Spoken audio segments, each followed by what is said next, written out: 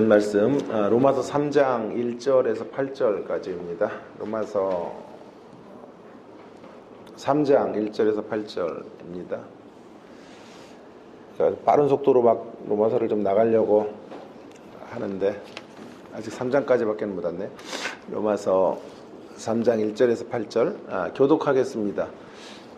제가 먼저 1절 읽습니다. 그런즉 유대인의 나음이 무엇이며 할례의 유익이 무엇이냐?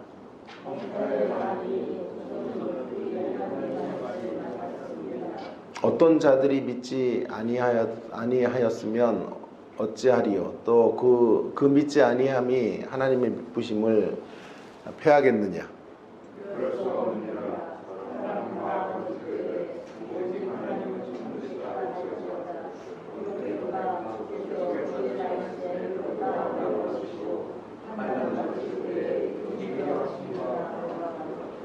그러나 우리 불의가 하나님의 의를 드러나게 하면 무슨 말 하리요?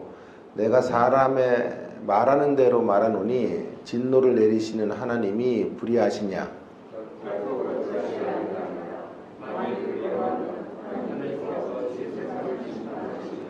그러나 나의 거짓말로 하나님의 참되심이 더 풍성하여 그의 영광이 되었다면 어찌 내가 죄인처럼 심판을 받으리요? 또는 그러면 선을 이루기 위하여 악을 행하자 하지 않겠느냐? 어떤 이들이 이렇게 비방하여 우리가 이런 말을 한다고 하니 그들은 정죄받는 것이 마땅하니라. 아멘. 오늘 말씀의 주제는 하나님의 미쁘심이라고 하는 것이죠. 미쁘심이라고 하는 것입니다. 하나님의 미쁘심이라고 하는 것은 하나님의 신실하심이라는 뜻입니다. 하나님의 신실하심에 대하여 의문부호를 달고 있는 세상에서 이 하나님의 신실하심을 다룬다라는 건 사실 쉽지 않은 주제예요. 본문이 사실은 어렵습니다. 로마서 전반 부분에서 제일 어려운 본문이고 로마서를 쭉 다루면서 제가 고백하지만 좀 맛이 잘 안 나요. 로마서가 뭐를 해도 이렇게 노력을 많이 들여도 그렇게 맛나게 음식을 제공하기가 쉽지가 않은데 그 중에서도 어려워요. 그 중에서도 가장 어렵고 있는 서적도 다 뒤져보고 뭐 인터넷을 뒤져서 유명 설교자들 다 들어봐도 그렇게 내 마음에 차는 그런 것들이 이렇게 만날 수가 없어요. 그만큼 쉽지가 않은데 이 본문의 내용도 어렵지만 더 어려운 게 있어요. 이 신실하심의 주제와 관련해서 더 어려운 것은요. 이 신실하심을 수용하게 하는 게 어려워요. 하나님 정말 신실하다라고 하는 걸 가슴으로 받아들일 수 있도록 만들어주는 일이 참 쉬운 일이 아니에요. 특히 삶이 곤고해질 때, 또 하나님이 내 삶의 흥을 깬다고 느끼는 현실들을 만날 때, 하나님 안에 항변들이 막 생겨질 때 하나님 신실하시다, 미쁘시다 라고 하는 걸 신뢰하는 건 정말 어려운 일입니다. 사람은 모두 다 자기중심적 판단으로 사물을 이렇게 판단하고 평가하죠. 그러다 보니 하나님의 신실하심도 결국 자기중심적 기준을 따라 이제 생각하게 되는 거죠. 일이 잘 풀리고 하나님 앞에 내가 대우를 받고 있다고 생각할 때는 하나님의 신실하심을 논하는 건 너무 식은 죽 먹기처럼 쉬워요. 그러나 반대로 일이 꼬여들고 자신이 좀 불합리한 대접을 받고 있다고 여길 때 하나님의 신실하심은 어려운 주제가 될 수밖에 없어요. 저는 신학교에 가르치는 사역을 22년째 하고 있습니다. 좀 깜짝 놀라셨죠? 나이가 40 같은데 22년 했냐 그래서 19에 제가 교수가 돼가지고요. 22년 했으니까 지금 41. 외부에 가면 이런 말도 통하는데 우리 교인들은 제 나이를 알아서 통하진 않아요. 자, 어쨌든 저는 학생들과 늘 좋은 관계를 맺는 교수예요. 근데 제가 아무리 잘해줘도요, 꼭 한 학기가 지나고 관계가 불편해질 때가 생기더군요. 제 수업에서 성적을 잘 받지 못할 때, 또 성적 이의 신청을 한 학기마다, 매 학기마다 하는 학생들이 있는데 절대로 받아줄 수가 없잖아요. 그래서 그걸 거절하는 순간 슬픈 결별을 해야 돼요. 그동안 그 전까지, 성적이 나오기 전까지는 그렇게 좋은 교수님, 선하시고 인격적이다라고 이야기를 하다가도 이제 성적이 딱 나오고 나서부터는 자기가 기대하던 성적이 나오지 않으면 불이한 교수가 돼요. 제가 불이한 교수가 되고 제 수업 방식도 틀렸고 제 평가 방식은 마음에 들지 않는다. 외모도 비호감이고 눈은 또 왜 이렇게 작은 거야. 막 이렇게 꼬리에 꼬리를 물고 저를 비판하게 되는 거죠. 이 모든 사물의 판단은 다 자기중심적 어떤 기준에 따라서 평가하기 때문에 이런 사람들을 이제 만날 때 사람에 대한 신뢰도가 떨어져요. 그러나 또 곰곰이 생각해 보면요, 그러한 평가에 대해서 교수인 저도 사실은 언제나 미쁘지는 못하다라는 반성도 해야 된다고 생각해요. 저도 인간이기 때문에 늘 내 기준을 따라 평가하는 고무줄 잣대처럼 잣대가 달라질 때가 있음을 인정할 수밖에 없어요.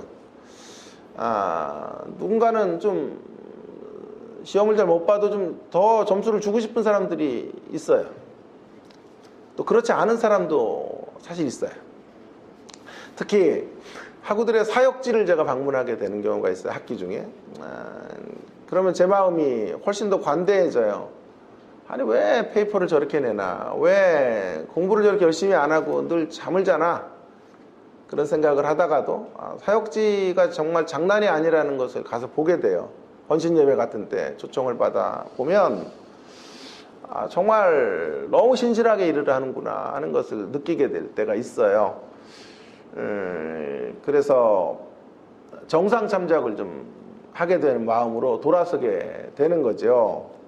그래서 조금 시험을 조금 못 봐도 너무 힘든 자리에서 일을 하고, 또 교회에서 너무 칭찬을 받는 전도사님, 그래서 어떻게 하든지 점수를 하나를 더 올려주려고 노력하는 저의 모습을 보는 거죠. 그러나 모든 이들의 정상 참작을 제가 하는 건 아니기 때문에 또 다른 학우들의 편의 입장에서는 어떨까요? 공평하지 않은 거고 또 미쁘지 않은 것이죠. 미쁘지 않은 것이죠. 그렇기 때문에 이실직고할 수밖에 없는 것은요, 누구 앞에서도 떳떳한 객관적 신실함을 가지고 있는 교수라고 저는 말하기가 힘들다라는 자기 반성도 역시 해야 되는 것입니다. 이렇게 자기중심적이고 또 인간 세상에서의 불완전한 미쁘심 때문에, 미쁘심의 한계가 있기 때문에 우리가 이 미쁘신 하나님을 받아들인다라고 하는 것이 정말 어려운 주제다라고 하는 걸 제가 계속해서 강조하고 있어요. 그러다 보니까 오늘 본문을 쓰는 방식에 있어서도, 본문의 글을 기록하는 기술의 방식에 있어서도 이 주제가 매우 어려운 걸 사도 바울이 알기 때문에 이 미쁘심의 이야기들을 아주 독특한 방식으로 접근해 가고 있는 것을 보게 됩니다. 그 독특한 방식의 접근이라고 하는 게 무엇입니까? 하나님의 미쁘심을 막 밀어붙이는 게 아니에요. 선언하고 선포하지 않아요. 가상의 질문을 만들고 또 그것에 대하여 답을 내려요. 가상의 대상자들을 세워서, 가상입니다, 가상. 그리고 가상의 대상자들이 이런 질문들을 할 것이라고 예측한 채 그런 질문들을 이제 던지고 그 질문에 답하는 형식으로 미쁘심의 주제를 풀어가려고 그래요.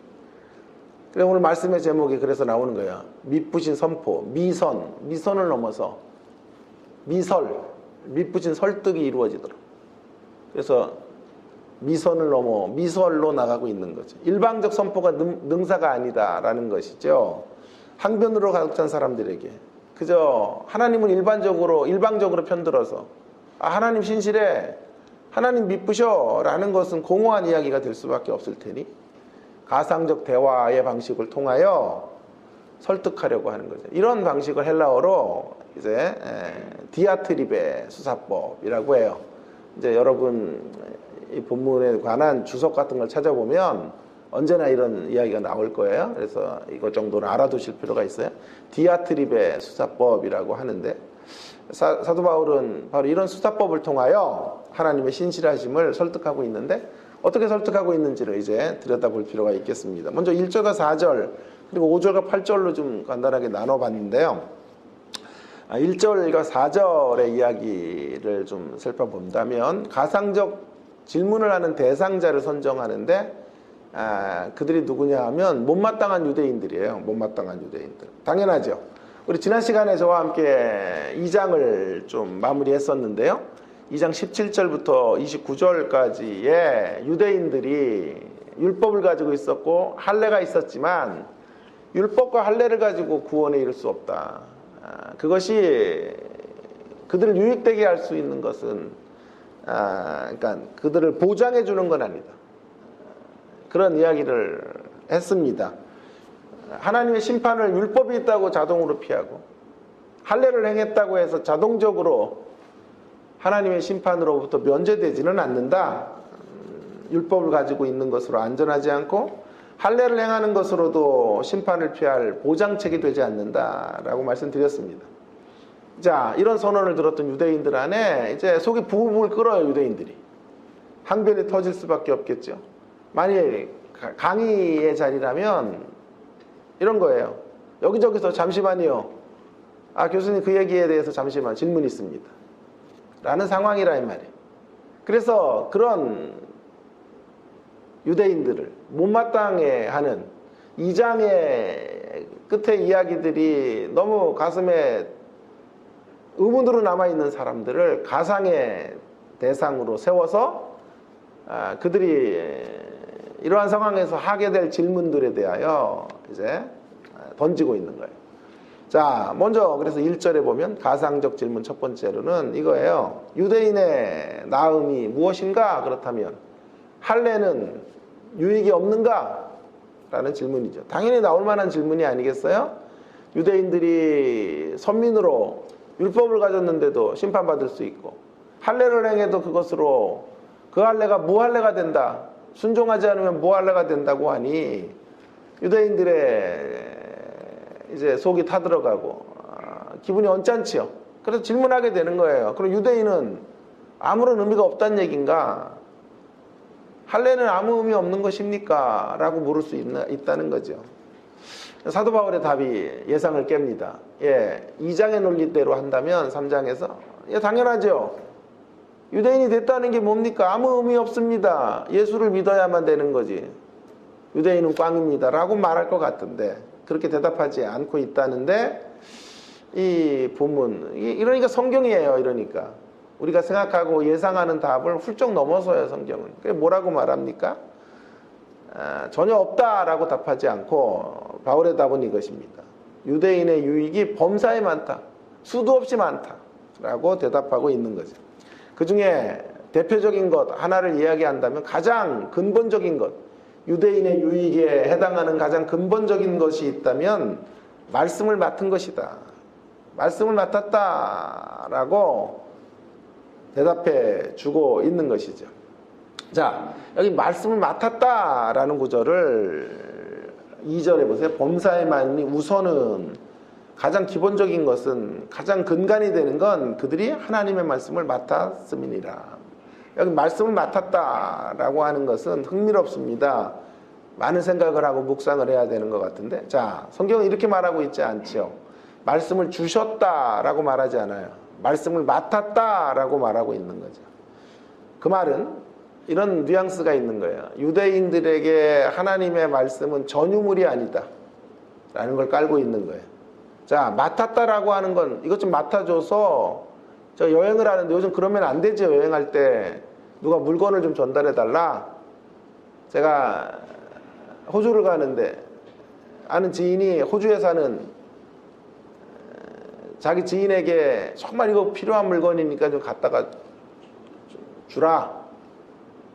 거절해야 되는데 그 부탁하는 사람이 나랑 너무 친한 사람이기 때문에 그 부탁을 해서 여행 중에 전달해 주는 거죠. 맡았다라고 하는 게 바로 그런 뜻이에요. 맡았다라고 하는 말은 위탁됐다 라는 것을 전제하고 있는 거죠. 유대인들의 문제가 여기 있어요. 유대인들의 문제는 이제 여기서 발생하는 건데, 말씀이 자신들에게 맡겨졌는데 자신들이 그 말씀을 소유물로, 전유물로, 독점적 소유물로 삼게 되는 거예요. 그래서 그것으로 특권의식의 자리에 앉아있게 되는 거죠. 그걸 공유하지 않아요. 맡은 자의 책임을 감당하지 않는 거예요. 그러니까 이런 거죠. 갖다 주라고 하고 너무 존귀한 걸 맡겨줬는데 배달사고를 내는 거예요. 그중에 몇 개를 빼먹고 갖다 준 척하고 갖다 주지 않는 배달사고를 낸 거죠. 그게 유대인이에요. 유대인들이 마땅히 갔어야 될 자리는 어떤 자리입니까? 말씀이 자신들에게 맡겨졌으니 특허품이 아닌, 자신들의 유일한 소유물이 아닌 말씀의 통로가 되는 삶의 자리로 서야 되는 것이죠. 그게 마땅한 자리인데 그 자리에 가지 못했다라고 하는 것입니다. 자, 이와 반대로 같은 유대인이지만 이와 반대로 말씀 앞에서 자신을 불꽃처럼 사르며 살았던 사람이 있어요. 유대인들과는 전혀 다른 행보를 하는 유대인이 한 사람이 있어요. 사도 바울이에요. 사도 바울이 말하는 거예요. 그는 말씀을 맡았다라는 것을 알기 때문에. 1장 14절에 내가 복음의 빚진 자라고 말하는 거예요. 빚진 자. 여기 복음의 빚진 자라는 말은 유진 피터슨의 메시지 성경의 번역에 의하면 이런 뜻이에요. 어느 누구에나 복음을 전할 책임이 있다라는 뜻이에요. 그게 바로 맡았다라는 뜻이죠. 자기 것으로 소유해서 소비하면 안 돼요. 말씀은 배달해 주어야 될 책임이 있는 기쁜 소식이에요. 그렇다면 일반 유대인과 사도 바울의 차이가 이제 선명해졌지 않습니까? 유대인들은 말씀을 사유화하여 이기적 특권의식으로 말씀을 썼어요. 이에 반해서 사도 바울은 거룩한 채무의식을 가졌어요. 채무의식. 거룩한 채무의식을 가지고 끝까지 말씀을 맡은 자의 소임을 다하게 된 거죠. 그 소임에 열심을 낼수록 지칠 것 같지만 지치지 않고요. 오히려 그 소임을 다하면 다할수록 기쁨이 넘치는 그런 차원으로 나아가게 된 것입니다. 사랑하시는 여러분, 우리는 말씀을 맡은 자의 유익이 있다는 것을 하찮게 여기면 안 돼요. 저와 여러분이 먼저 예수님 믿었다는 말은 먼저 예수님께서 말씀을 맡기셨다라는 뜻과도 같아요. 그러나 말씀을 맡았기 때문에 그것이 안전을 보장하는 건 아니에요. 말씀대로 살아야 안전이 보장되는 거예요. 특별히 교회 안에서 말씀을 맡은 자들 중에 말씀을 맡은 자는 저와 같은 목사들일 거예요. 사역자들일 거예요. 여러분, 사역자들에 대한 존중이 필요해요. 왜냐하면 말씀을 맡았기 때문에. 인상 쓰시면 안 돼요. 저에게 존중하셔야 돼요. 그러나 한계가 있어야 돼요. 한계. 위험도 있다는 사실도 기억하세요. 말씀을 맡은 사람이 폼 잡으면 안 되고 말씀을 맡았기 때문에 대단하다고 생각하면 안 돼요. 말씀을 살지 못하면 말씀을 맡아도 꽝으로 돌아설 수 있고 말씀을 맡아도 궁극적으로는 하나님의 심판에 이를 수 있다라는 것도 기억해야 돼요. 그러기에 우리 모두 선한 말씀의 통로가 되기를 간구하실 수 있기를 주의 이름으로 부탁을 드립니다. 자, 이제 다음 진리로 넘어가기에 앞서서 한 가지만 더 염두에 두면 여기 말씀을 맡았다고 할 때 이 말씀을 구약성경 전체를 맡았다 뭐 이런 뜻이라기보다는 조금 더 여기서 말하는 말씀에 대한 구체적인 이해를 한다면 언약을 맡았거나 혹은 약속을 맡았다라는 뜻이 되겠습니다. 언약의 말씀을 이스라엘에게 맡기셨다라는 거죠. 그래서 그 언약의 말씀을 가지고 주변 사람들을 언약의 공동체 안으로 초대하라고 먼저 이스라엘을 언약 공동체로 삼아주셨다. 이런 뜻이 되겠습니다. 자, 이제 가상적 질문이 조금 더 진전이 되는데요. 3절과 4절, 여기서 좀 어려워져요. 이제부터 3절과 4절에 계속 이어져서 3절에 이렇게 질문하는 거예요. 근데 만약에 어떤 사람이 그런데 믿지 아니하였다며, 믿지 않는다는 말은 하나님의 뜻대로 살지 않으면 그 어떤 사람들이란 유대인들이겠죠. 그럼 어찌 되겠습니까? 하나님의 약속의 말씀을 주셨음에도 믿지 않는다면 그 믿지 아니함 때문에 개판치고 사는 것 때문에 하나님의 미쁘심을 패할 수 있겠는가? 이렇게 질문하는 거예요. 언약의 불성실한 모습들이 생겨질 때 언약을 맺었는데 한쪽에서 언약을 깨면 하나님의 신실하심, 그 하나님의 신실하심도 무너지는 것이 아닙니까? 이런 질문이 생길 수 있다라고 하는 것입니다. 하나님의 신실하심은 패해질 수 있습니까? 라고 묻는 거죠. 다시 질문하고 답하는 거죠. 4절에 그럴 수 없느니라. 사람은 다 거짓되어서 언약의 말씀을 깰지라도 오직 하나님은 참되시다 할지어다. 절대 그럴 수 없다라는 거죠. 하나님은 끝까지 죄악 가운데서도, 인생들의 죄악 가운데서도 그 죄악의 판단을 내리시고 심판하시면서까지도 하나님은 신실하시게 언약을 지켜가신다. 그러니 그 어떤 방해 속에서도 하나님은 이기신다. 인생들의 신실하지 못함이 하나님의 신실하심을 막을 수 없다. 그렇게 이야기하고 있는 거죠. 여기까지도 잘 이렇게 따라오셨죠? 자, 막을 수 없다라는 거죠. 왜냐하면 하나님은 그 언약을 지키기 위해 자기의 목숨을 내던지셨어요. 창세기 15장에 보시면 아브라함이 제물로 드린 짐승들을 반으로 쪼개요. 반으로 쪼개고 쪼갠 사이를 지나가요. 제물 사이를 지나가시. 무슨 뜻입니까? 만일 이 언약을 지키지 않으면 이 언약을 자신의 목숨을 담보로 지켜내겠다 이런 뜻이에요. 언약이 이행되지 않는다면 이 쪼개진 고기처럼 그런 운명이 될 것이다. 그걸 언약 두 당사자들이 지금 약조하고 있는 거죠. 하나님이 그 제물 사이로 지나가시면서 하나님이 어떤 경우에도 이 언약을 지켜내실 것이다. 목숨을 담보로 언약에 신실하실 것임을 이야기하신다. 그래서 하나님은 언약에 대하여 피로 세운 약정과 같은 언약에 대하여 언제나 신실하셔요. 인간의 죄악됨의 자리에 놓여진다고 해도, 언약이 무너지는 것과 같은 현실이 이루어진다고 해도 자신의 언약에 대하여 참으로 미쁘시고 신실하시게 그 언약을 지켜가실 거예요. 자, 그 신뢰를 이제 4절에서 들고 있는 거예요. 기록된 바 그러니까 구약 성경에서 한 구절 인용해 오네요. 주께서 주의 말씀에 의롭다함을 얻으시고 판단하실 때에 이기려 하심이라. 어려운 구절이죠. 이 구절은 어디서 왔을까요? 예, 시편 51편 4절에서 왔어요. 시편 51편 4절에 보면 다윗이 밧세바를 취하고 침상을 적실 정도로 회개하는 장면, 그 회개하는 기사 가운데 이와 유사한 말을 해요. 주께서 주의 말씀에 의롭다 하심을 얻으시고. 주님의 말씀은 언제나 의롭습니다.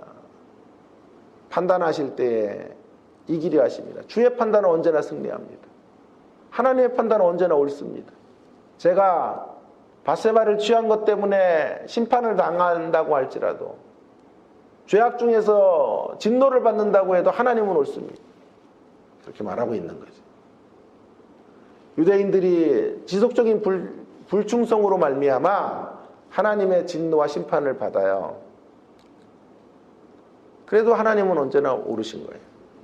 다윗이 바로 그 지점을 지금 고백하고 있는 거죠. 자, 여러분, 우리가 어려움을 만날 때 왜 하필이면 나에게 이런 절규를 하고 하나님의 공의로운 판단에 대한 짙은 우구심과 불만을 품게 됩니다. 아니 뭐 엄청나게 큰 일을 만날 때만이 아니라요, 사소한 일상의 자리에서도 우리는 끊임없이 하나님이 계시다면 왜 나를 이렇게 대접하시는가 하는, 왜 나에게 이러세요 라는 습관적 불만을 우리는 토로하고 살아요. 출근길에 지하철을 간반의 차이로 놓쳐요. 그럼 회사를 늦게 되는데, 지가 늦게 나와서 지하철 놓쳐놓고도 마음으로는 하나님에게 섭섭해요. 아니 좀 차를 잠깐만 한 30초만 더 세워두셔서, 내가 기도하면서 뛰어갔는데 잠깐만 좀 나를 위해서 좀 하나님 역사하시면 안 됐나 라는 생각을 하게 되는 거죠. 이게 바로 우리가 섭섭한 마음을 토로하는 대목이에요. 그러나 여러분, 내가 당하는 어떤 심판과 같은 현실 때문에 하나님의 미쁘심이 문제가 되는 건 아니라는 거예요. 바울은 지금 그런 이야기를 하고 있는 거죠. 하나님의 신실하심이 인생들의 신실하지 못함과 그 결과로 인한 심판의 자리에서도 하나님의 신실하심은 드러난다라는 거죠. 심판의 자리에는 하나님의 신실함이 없다라는 건 우리의 통념이고 우리의 뿌리 깊은 편견이라는 말이에요. 그래서 다윗은 고백하는 거라니까요. 내가 심판을 받지만 내 죄에 대해 내가 심판을 받아도 하나님은 의로우시고 하나님은 언제나 판결에 있어서 옳으십니다. 하나님은 언제나 판결에서 이기십니다 라고 고백하고 있는 거죠. 그게 회개죠. 그런 자리에서 결국 자신의 불의함을, 자신의 추악함을 내려놓는 자리로 가게 되는 거죠. 자신의 신실하지 못함을 점검하게 되는 거죠. 그래서 인간의 신실치 못함의 자리에서도 하나님의 신실하심은 방해받지 않는다. 자, 그런데 더 놀라운 사실은, 여기서 더 놀라운 사실이 이거예요. 여기가 끝이 아니고요. 더 놀라운 사실은 하나님의 신실하심은 심판을 통해서도 입증되지만 끝내는요, 우리의 구원과 구원의 완성을 통해 확연하게 드러나게 된다는 거예요.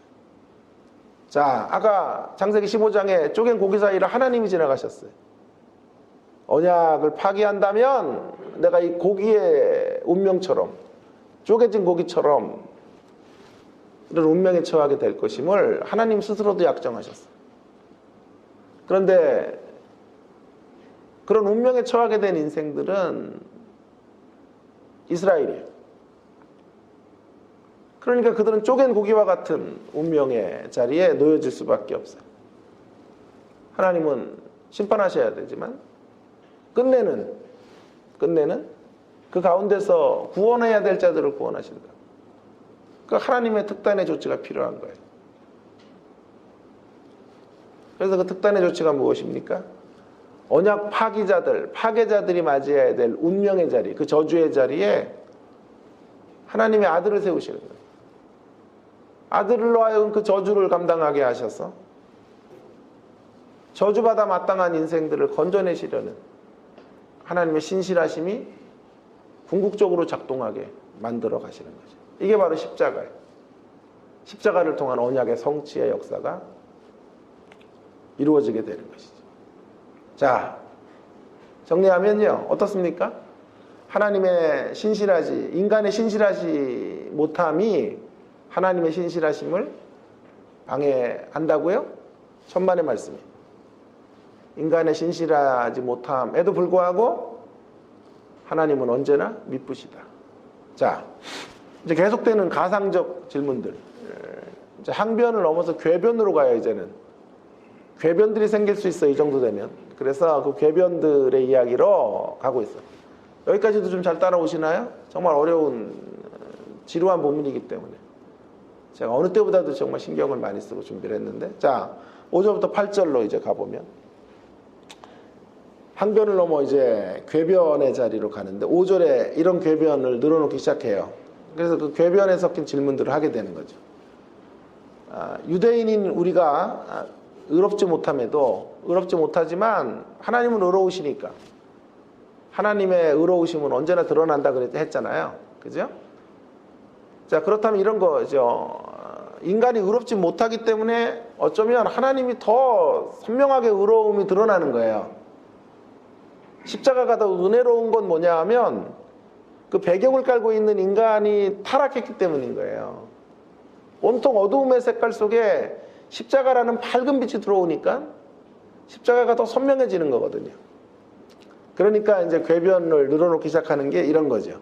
자, 그렇다면 우리의 불의함이 하나님의 의로움을 드러내는 역할을 감당한 것이 아니냐, 그렇게 말하고 있는 거죠. 우리의 의롭지 못함으로 인하여 하나님의 의로우심이 더욱 선명하게 드러난 것이라면 그런 인간을 진노하시는 하나님은 불의한 분이다 라는 질문이 궤변처럼 들어오게 된다는 거예요. 6절에서 이러한 궤변에 대해서 또 한번 결코 그럴 수 없다, 결코 그렇지 않다 라고 이야기하고 있는 거죠. 바울의 답은 분명합니다. 하나님의 의롭지 않은 심판이라는 것은 말도 되지 않고요, 오히려 하나님이 의롭기 때문에 심판하는 것이다, 그렇게 답하고 있는 거죠. 자, 여러분, 하나님의 이 심판이 정당한 것이다 라고 하는 걸 알기 위해서는 다시 우리는 언약의 이해를 조금 할 필요가 있는데요. 언약은 무조건적인 은혜를 기반으로 하고 있어요. 언약 당사자가 될 만해서 우리를 선택한 것이 아니기 때문에 무조건성을 가져요. 그러나 언약은 또한 조건성이 따라와야 돼요. 그래서 이 둘을 합치면 언약은, 이렇게 기억하면 돼요. 언약은, 구약의 언약은 시작도 마찬가지지만 무조건적 조건성이에요. 무조건적 조건성이에요. 그러니까 일방적인 은혜이지만 쌍방적인 면을 함께 갖고 있다고요. 자, 이스라엘이 언약을 불이행하는 건 쌍방적 의무를 깨는 거거든요. 그것으로 하나님은 진노하세요. 당연하죠. 쌍방적 의무가 깨졌으니까. 그러면 언약이 파기돼야 되는데 그때 하나님이 끝까지 붙들고 가시는 게 뭐냐 하면 언약의 조건성이 아닌 언약의 무조건성인 거예요. 어렵죠? 자, 무조건적 조건성의 언약인데 인간 편에서 조건성이 무너졌어요. 쌍방적 의무가 깨어졌어요. 그럼 하나님의 언약도 깨어져야 되는데 하나님이 그때 붙들고 가시는 게 하나님의 일방적 은혜의 요소, 언약이 담고 있는 무조건적 요소들을 붙잡고 가시는 거예요. 그리고 그에 대한 대가를 지불하시는 거예요, 하나님께서. 그래서 자 보세요. 그래서 언약이 되게 하세요. 그런데 지금 유대인들 중에 궤변을 늘어놓는 자들은 이렇게 말하는 거예요. 자, 언약이 되는 자리에 우리의 죄악이 들어가서 언약이 언약된 것이 아니냐. 그러니까 우리가 죄를 지은 것이, 우리가 언약을 불이행한 것이, 쌍방적 의무를 깬 것이 언약이 언약되는 자리로 가는 길목이 되지 않았냐.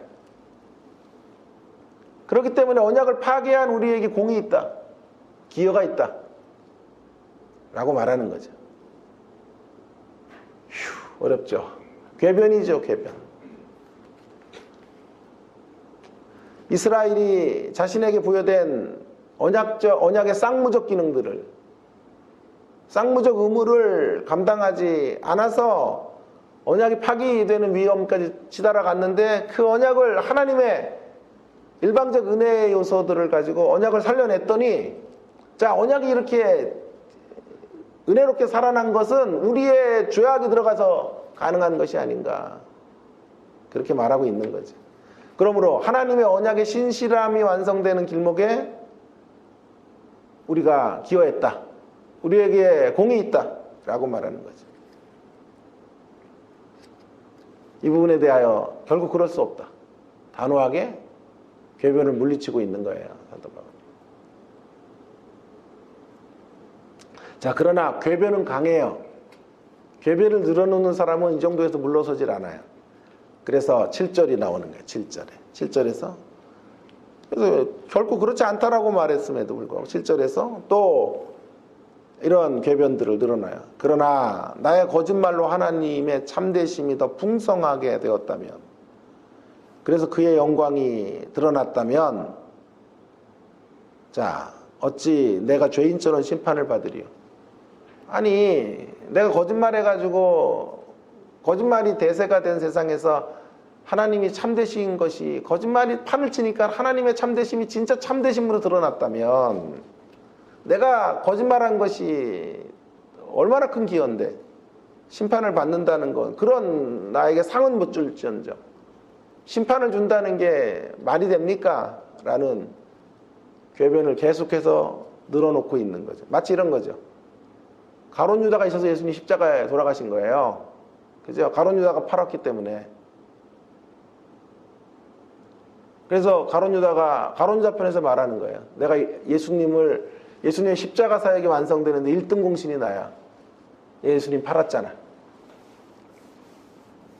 여러분, 이런 궤변이 신앙의 자리에 성립이 되는 거예요.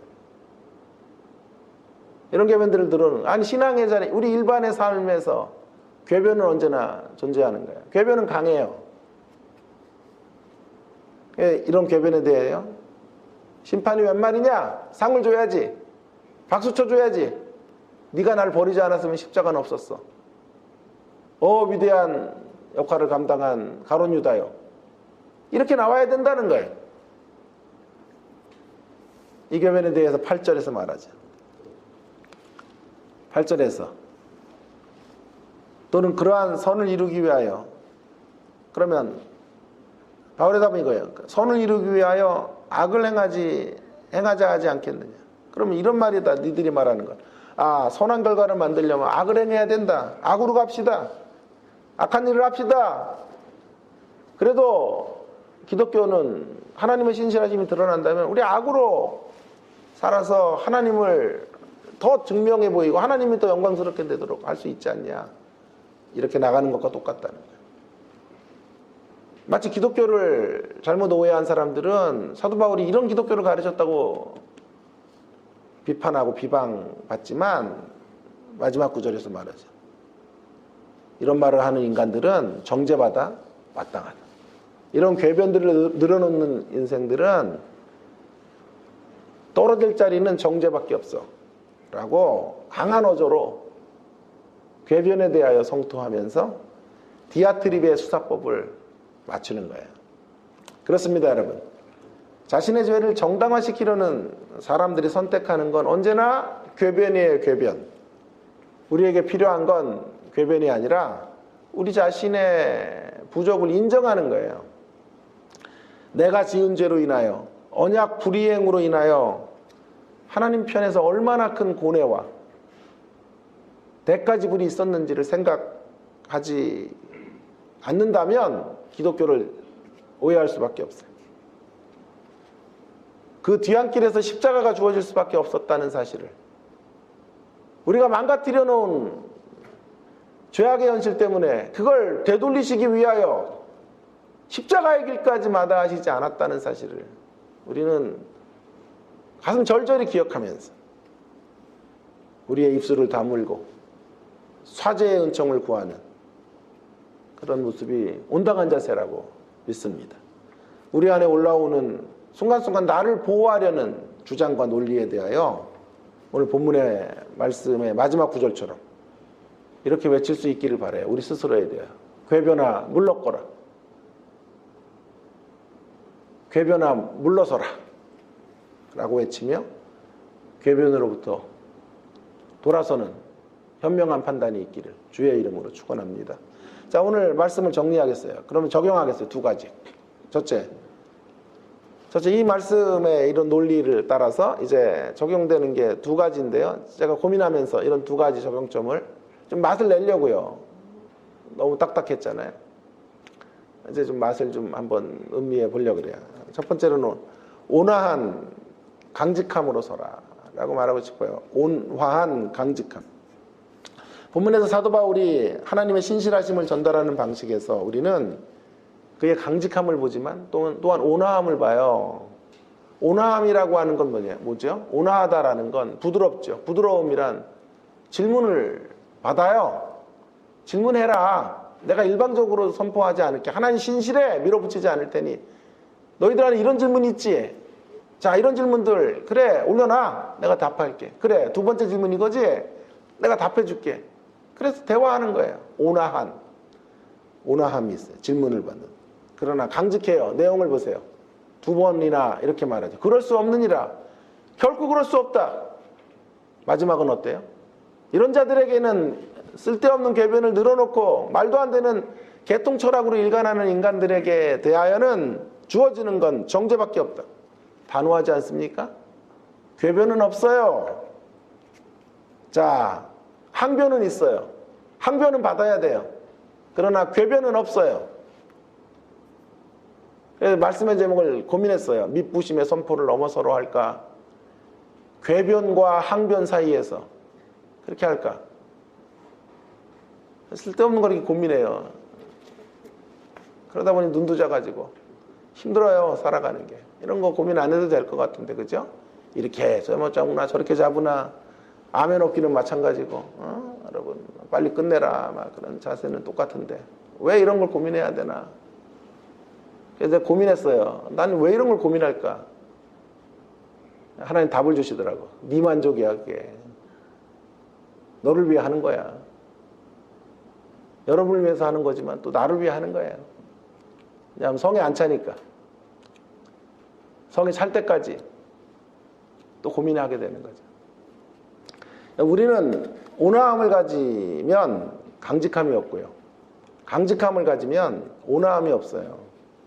이게 문제예요. 우리의 문제. 두 마리 토끼를 함께 잡아야 되는데. 그래서 이렇게 가요. 온화한 우유부단함으로 가요. 우리가 가야 될 길이 아니에요. 온화한 우유부단함은 신자의 길이 아니에요. 조정민 목사 인터넷 설교의 제목을 봤더니 착하게 살려고 노력하지 마십시오. 보려고 그랬더니 한 7분짜리 되더라고요. 안 봤어요. 제목이 좋았어요. 그래, 저거다. 들어보지 않아도 뻔해요, 내용은. 그저 착하게 살면 안 된다는 거잖아요. 착함에 휘둘리지 말라는 거 아니에요? 안 들어봤지만 그런 이야기일 것 같아요. 착한 사람 컴플렉스. 이런 거 기독교인들이 갖고 가는 게 아니에요. 제가 넘어서야 될 컴플렉스가 이거예요. 착한 사람, 착해야 된다라는 컴플렉스. 그럼 그건 기독교의 방향이 아니에요. 자, 그렇다고 해서 외골수적 강직함. 그것으로서도 안 돼요. 어릴 때 주일학교에서 제가 들었던 설교가 선명히 기억이 나네요. 자, 가정의 달이면 이런 설교를 반사 선생님들이 꼭 해줬고 전도사님이 하셨던 것 같아요. 자녀들아 주 안에서 너희 부모에게 순종하라. 이것이 옳으니라. 이런 구절 어떻게 설교했던가요? 자, 부모를 공경하는 게 중요한데 신앙의 저촉이 되면 그때는 하나님을 선택해야 돼. 이런 식으로. 주 안에서 순종하는 거야. 이렇게 배웠어요. 주 밖에서 순종하는 건 순종이 아니야. 다 그렇게 배웠죠. 그러나 제가 신학을 공부하고 본문의 원어적 의미가 그렇지 않다는 것을 알고 제가 들었던 이야기가 수정이 필요하다라는 걸 깨닫게 되었어요. 자, 원어적 의미는 이런 뜻이에요. 그냥 그동안 제가 배웠던 에베소 6장 1절은 독단적 강직함이에요. 여기 주 안에서 부모에게 순종하라는 말은 이런 뜻이에요. 원어적 의미는 주님 때문에 순종해라. 인간적으로는 안 돼요. 부모가 나한테 상처도 많이 주고 원망도 많아요. 안 되면 그때는 뭘 작동시켜서라도 순종해야 되냐 하면 주님의 십자가의 사랑이 나에게 주어진 것을 끌어안고라도 절대적으로 부모에게 순종의 자리로 나가야 되는 거야. 그 얘기를 한 건데. 우리는 부모를 순종하되 순종할 수 없는 대목은 주 안에 예수 믿지 못하는 건 순종하면 안 돼. 교회 못 가게 할 때는 박차고 나와. 이런 식으로 가르쳤죠. 성경은 그렇게 말하는 게 아니에요. 부모 공경은 하나님 공경 다음으로 절대적인 거예요. 그러므로 이런 본문을 해석하는 길은요, 독단적인 강직함이 아니라 부드러운 강직함이에요. 부드러운 강직함. 자, 예를 들어 볼게요. 교회 가지 말라 그래요, 부모가. 그러면 어린 시절에 제가 배웠던 신앙은 딴 건 다 순종해도 교회 가지 말라 그러는 건 싸워서라도 가출을 해서라도 교회 와야 돼. 실제로 저희 주일학교, 중고등학교 아이들 중에 가출하는 아이도 있었어요. 엄마가 교회 못 가게 해가지고 집 나왔다고. 교사들이랑 박수 쳐주고 기도해줘요. 대단한 신앙인 줄 알았는데요. 그게 독단적 강직함이에요. 그렇게 나오면 안 돼요. 부모가 반대할 경우는 어떻게 해야 될까요? 예배 형태를 바꿔야죠. 그 주에는 교회를 못 가죠. 집에서 성경을 보며 예배를 드리는 거죠. 그리고 이제 예배 드릴 수 있는 시간들을 모색해야 돼요. 어떻게 모색하면 될까요? 어떻게 부드러운 강직함으로 어떻게 나가면 될까요? 부모님에게 대화를 신청해야 돼요. 아버지, 제가 이거 해주면 아버지는 교회 가라 그럴 거예요. 성적 올릴게요. 지금보다 10계단 올려서 성적으로 입증할 테니 아버지 저에게 주일 예배 드릴 수 있는 일만은 할 수 있게 해주세요. 라고 아버지와 대화를 할 수 있어요. 그리고 실제로 성적을 올려서 교회를 갈 수 있는 길들을 만드는 것이 온화한 강직함이에요. 온화한 강직함. 많은 경우에 우리의 독단적 강직함을 신앙적 행위라고 착각하거나 그걸 둔갑시키는 경우가 얼마나 많은지 몰라요. 아닙니다. 유연함 없는 강직은 경직을 만들어요. 경직. 그래서 저희 학교에 이경직도 있고 그런 자리에서 태어나야 되기 때문에 최태원도 있고 은퇴했지만 진짜 있어요. 경직도 있고 태연도 있고. 하여튼 경직, 유연함이 없는 강직은 경직을 만들어요. 경직. 우리는 유연함 있는 강직으로 서야 하겠습니다. 자, 두 번째 적용은요, 스파이처럼 증언하라, 이런 말을 제안하고 싶어요. 유사한 맥락에서 우리의 증인의 자세를 배우게 되는데 그것은 스파이처럼 증언하는 거예요. 스파이처럼 증언한다라고 하는 말은 우리의 여기서 제목이 나온 거예요. 그저 기독교 신앙을 선포하고 선언하는 것을 넘어서 변증하고 설득하는 자리로 나아가게 해야 돼요. 자, 기존의 우리의 가르침의 방식은 주로 설명하는 거예요. 본문을 설명하고 선포해요. 믿으시기 바랍니다. 아멘입니까? 아멘 하면 두 번째 대지하고 또 선포하고 선언하고 설명해. 그러나 이제 그런 식의 가르침과 설교나 접근 방식은 이제 좀 버려야 돼요. 탈피해야 돼요. 이제 우리에게 필요한 건 변증하고 설득하는 자세로 돌아서야 돼요. 현대인의 목마름은 사실은 지식과 정보에 대한 목마름이 아닌 것 같아요. 그것이라면 계몽의 자리로 나가면 되는 것인데 이전에는 계몽만 시켜도 만족했어요. 그러나 이제는 지식의 목마름보다 더 큰 목마름이 있기 때문에 우리의 전략이 새로워져야 돼요. 우리의 증인됨의 전략이 새로워져야 돼요. 현대인의 목마름은요, 의미의 목마름이에요. 지식에 대한 목마름이 아니라 의미의 목마름을 갖고 살아요. 그래서 기독교에 대한 지식, 풍성한 지식을 줘도 그 지식이 나에게 의미가 없다고 판단하면 기독교 신앙으로 돌아오지 않아요. 그러므로 세상은 이렇게 말하는 거예요, 지금. 저에게 기독교가 참이라는 걸 말씀하지 마세요. 그걸 목소리 높여서 강조하지 마세요. 저는 기독교가 참인지 거짓인지 별로 중요하지 않아요. 만일 기독교가 참이라고 하는 것을 증명해 보이신다고 해도 그 기독교 신앙이 저에게 적실성이 없다면 저는 기독교인이 되지 않을 것입니다. 이것이 세상의 외침이에요. 그렇기 때문에 우리의 이제 권위적인 선포나 당위적 명제나 이런 방식의 기독교적 복음 전달은 피해야 돼요. 오히려 기독교를 왜 기독교가 진정한 의미 있는 종교인지를 차근차근 조근하게 설명해주고 설득해야 돼. 오늘 본문에 이런 수사법처럼 우리는 기독교 신앙을 설득하는 일에 우리의 방향을 이제 선회해야 돼요. 스파이처럼 세상 사람들 편에 있는 것처럼 공감해줘야 돼. 우리 스파이예요, 스파이. 그래서 세상 사람들의 궁금증이나 불만을 우리도 갖고 있다, 하나님에 대해서. 그래서 그들과 함께 서주는 거예요. 공감 100배를 만드는 거예요. 그들의 편인 것 같은데 결정적일 때 그들의 편인 것처럼 이야기해주면 마음의 문이 열리거든요. 그러나 결정적일 때 우리의 본색이 드러나죠. 우리가 하나님 편인 것을 입증해야죠.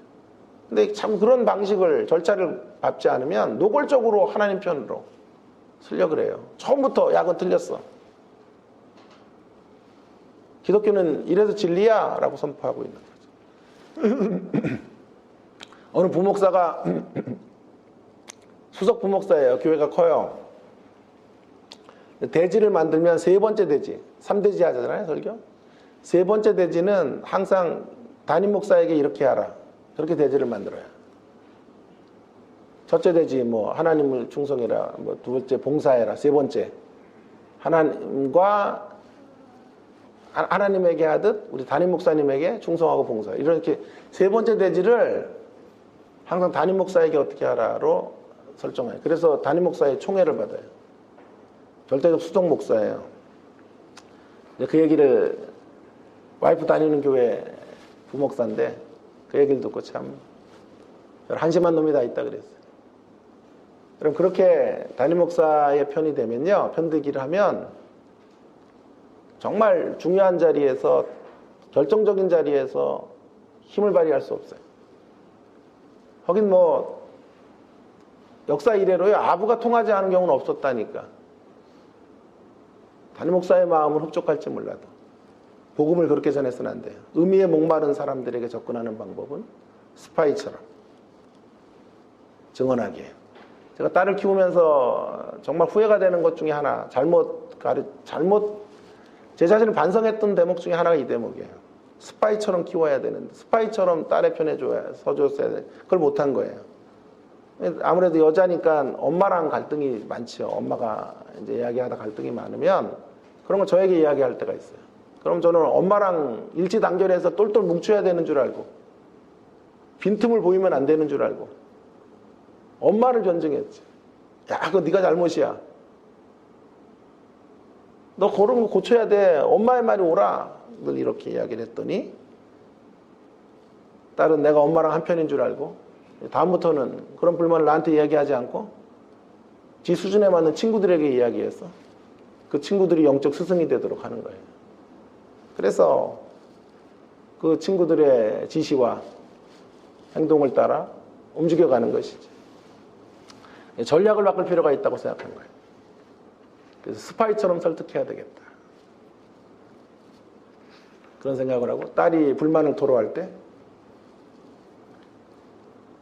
전에 같으면 네가 자식 낳아서 키워봐. 엄마 마음 알 거야. 라고 말했었는데 이제는 이렇게 돌아섰어요. 야, 아빠는 그런 엄마랑 30년 살았어. 얼마나 힘들었겠니? 너 아빠를 불쌍히 여겨야 돼. 하면서 접근하기 시작했어요. 그랬더니 요즘은 제 딸이 매일 전화 와요, 미국에서. 지겨워요. 하도 전화를 와가지고. 그래서 자기 불만, 엄마랑 또 전화로 싸운 이야기들을 저한테 늘어나요. 제가 다 들어주고, 야, 아빠는 맨날 그런 일상이야. 엄마한테 그런 얘기 듣는 거. 이렇게 한 시간 정도 들어주다가 제가 결정적일 때 말하죠. 그래도 엄마가 너 사랑하는 거 알지? 그거 절대 놓치면 안 돼. 그러자 딸이 말하는 거예요. 알지. 그냥 그렇다 이 말이야. 이게 스파이 방식의 편들기. 할렐루야. 하나님을 그렇게 편들어 기독교 신앙을 증언하는 우리가 되기를 주의 이름으로 축원합니다. 기도하겠습니다. 오늘 주신 말씀을 기억하면서 온화한 강직함으로 우리가 서 있는가? 너무 온화한데 우유부단하지는 않은지, 강직하긴 한데 너무 독선적이진 않은지. 그래서 우리가 상처를 입히는 거예요. 너무 온화함을 추구하는 사람들은 진리를 버리고, 진리의 강직함을 붙잡는 사람들은 그렇게 마음에 대못을 박아요. 이 두 가지를 함께 가지면 되는데, 온화한 강직함. 오늘 사도 바울을 보세요. 항변에 대해서는 얼마든지 마음의 문을 열고 받아들여요. 마음껏 항변해라. 항변이 죄가 아니야. 소리쳐! 라고 말하면서 대화를 이끌어가면서도, 궤변에 대해서는 그럴 수 없느니라 하고 단호하게 가잖아요. 이 두 가지면 함께 가지고 우리는 스파이처럼 주님을 증언하고,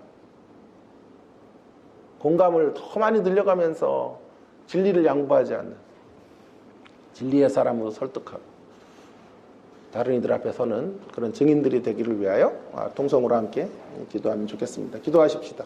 하나님 아버지, 은혜를 감사합니다. 오늘도 저희들에게 귀한 생명의 말씀을 주셔서 하나님 아버지, 귀한 말씀 가운데 밑부심 선포를 넘어서 우리가 나아가야 할 길들을 하나님 알게 해주셔서 감사합니다. 온화한 강직함으로 서서 하나님 아버지, 그렇게 사람들의 마음을 얻기 위하여 스파이처럼 하나님을 증언하는 우리가 되어지기를 간절히 원합니다. 하나님 아버지, 불쌍히 여겨주시고 우리의 우둔함과 우리의 하나님 한방향성과 우리의 우유부단함과 또 하나님 외골수적 강직함을 하나님 용서해 주시고, 하나님 온화한 강직함으로, 부드러운 강직함으로 하나님 앞에 서게 하시고 말씀을 받게 하시고, 그렇게 다른 이들 앞에 나아갈 수 있는 하나님 저희들이 될 수 있도록 은혜를 주시기를 간절히 원합니다. 하나님 아버지, 하나님 우리에게 귀한 말씀을 맡겨주셨사오니 하나님 그 말씀을 하나님 잘 전달하는 통로로 쓰임받게 해주시고, 복음의 빚진 자의 의식을 가지고 하나님 그런 채무의식을 끌어안고 하나님 이 땅을 살아갈 수 있는 거룩한 채무의식 가운데 살 수 있는 저희들 모두가 되기를 간절히 원합니다. 하나님 아버지, 온화한 강직함으로 하나님 영혼들 앞에 서고 하나님 우리 자신들의 신앙들을 점검할 수 있는 우리가 되어지기를 소망합니다. 하나님 아버지, 도와주시고 역사해 주시고 인도해 주시고, 아버지의 신실하심을 따라 우리도 진실하게 하시고, 아버지의 진실하심을 따라 우리도 진실하게 하나님의 길들을 걷고 나아갈 수 있는 저희들이 될 수 있도록 주여 인도해 주시고 역사해 주시고 함께 해주시기를 원합니다. 우리 신앙의 공동체 주님의 십자가 교회를 하나님 이곳에 세워주셔서 감사합니다. 하나님의 뜻을 받드는 아름다운 공동체로 주여 서게 해주시고, 하나님의 뜻을 온전히 준행하는 하나님의 사람들로 하나님의 신실하심의 하나님 통로가 되는 저희들이 될 수 있도록 인도해 주시고 역사해 주시고 함께 해 주시기를 소망합니다. 함께 해 주시옵소서. 하나님 아버지, 오늘도 귀한 말씀 주셔서 감사합니다. 우리로 하여금 먼저 주를 믿게 하셔서 하나님의 언약의 말씀 맡은 자가 되게 해주셔서 감사합니다. 하나님, 그 맡겨진 말씀을 우리의 전유물로 특권의식으로 바꿔치기 위해서 우리를 입증하는 데 쓰지 않게 하시고, 하나님 맡겨진 자들에게 맡은 자에게 구할 것이 충성이라고 하셨사오니 거룩한 채무의식을 가지고 빚진 자의 사명을 우리 생에 끝나는 날까지 감당할 수 있는 저희들이 될 수 있기를 간절히 원합니다. 온화한 강직함으로 주여 설 수 있게 해주시옵소서. 온화한 우유부단함의 신앙이 없게 하시고 독선적인 강직함도 주님 물리쳐 주셨소. 부드러운 강직함으로 말씀을 받게 하시고 스파이처럼 영혼들 앞에 서서 증언할 수 있도록 주여 은혜를 베풀어 주시기를 간절히 원합니다. 더 많이 공감하며 더 많이 이해하고 항변의 자리 안에로 함께 참여하게 하시되 궤변은 물리치고 하나님의 진리를 끝까지 지켜내는 저희들이 되어 하나님 아버지 잃어버린 영혼들의 마음을 얻고 그들을 온전한 진리의 샘가로 인도해가는 일에 쓰임받을 수 있는 온전한 통로가 될 수 있는 저희들 모두가 되게 하여 주시옵소서. 우리 주님의 십자가교회 이런 빚진 자 거룩한 채무의식을 가지고 있는 자들의 모임이기 원합니다. 뿐만 아니라 지혜를 가지고 영혼들을 설득하고 복음을 전하는 통로로 설 수 있는 그런 하나님의 사람들로 주님 우리가 날마다 성숙해 가기를